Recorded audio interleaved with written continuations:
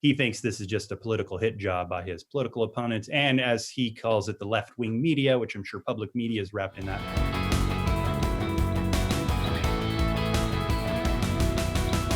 Hi, I'm Scott Leadingham. Thanks for joining us here in the unique Northwest. There is news out there beyond coronavirus, beyond protests for racial justice, and we're going to get into some of it today. And joining us to talk about it is Nick Deshay. Thanks for joining us today, Nick.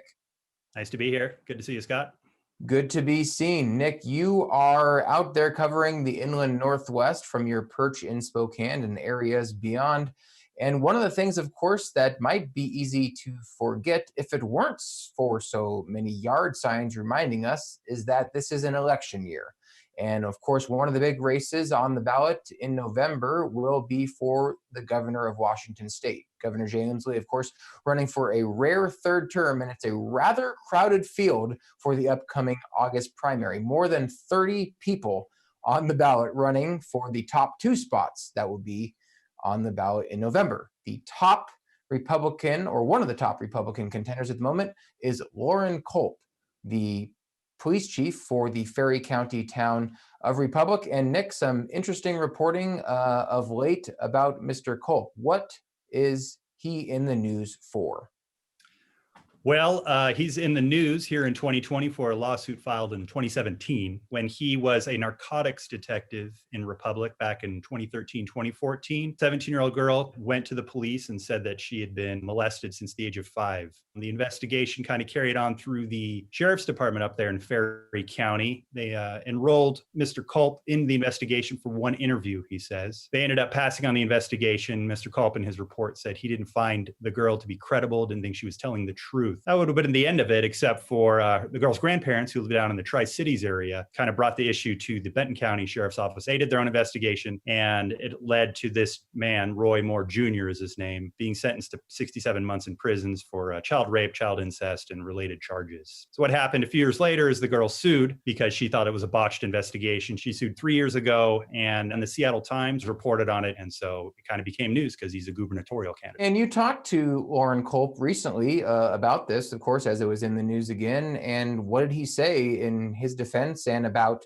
why the lawsuit is sort of popping up again in the news at this time? Well, he denies any wrongdoing. He pointed out he was just asked to help out on one interview by a friend or a colleague of his at the sheriff's office. So he just vehemently denies any allegations. Of course, he thinks this is just a political hit job by his political opponents, and as he calls it, the left-wing media, which I'm sure public media is wrapped in that. Although remind us, though, Loren Culp was not a new name to pop up on even the national radar in the last few years since he declared his run for governor. And he's the police chief now of a pretty small town in northeastern Washington, but he'd actually made big national headlines before that. And he'd been in the news on Fox News nationally. In fact, yeah. What was that about? 2018, if you recall, the voters of Washington passed a gun control measure saying we wanted stricter gun control. He was one of the sheriffs, if not the first sheriff, to say he would not enforce the law because he thought it was illegal and unconstitutional. Of course, this made the news, got a lot of people interested in him, and that's when he decided to run for governor. He's not a big fan of Governor Inslee. He thinks he's more akin to a dictator than a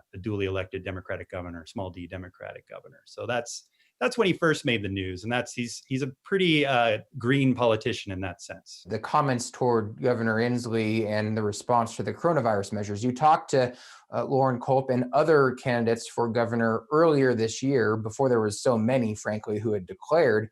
And what were they saying about the response at that time? I think this was, in April or so, about Governor Inslee's response to the coronavirus pandemic at that time. Well, the few I talked to all had very similar things to say, except for Phil Fortunato, who's a legislator. He was a little more tempered in his views, but the others, like Mr. Culp and Tim Eyman, in no uncertain terms, was very negative on Inslee. I think he called him a little North Korean dictator. He used the word dictator a lot. I asked him, I said, well, what would you do differently if you were in the same position as Governor Inslee dealing with this pandemic and how to, make decisions when it comes to public health? And he said, well, I wouldn't be a dictator. So this is kind of the theme. He thinks liberal people, or liberals as he calls them, the left-wing media, is kind of out to get people like him. And he's pushing back pretty hard. Well, it's all good information. We thank you for sharing it with us, Nick. But we're not going to let you get away without saying a little bit of a goodbye and a thank you for your time in the Inland Northwest correspondent position. This will be, I guess, your last official week, but we hope to maybe have you again down the road in the future. It's been great having you on board, Nick. Thanks, Scott. I appreciate it. Same to you. You can read more on these and other stories at our website, nwpb.org. Thank you for joining us here in the unique Northwest.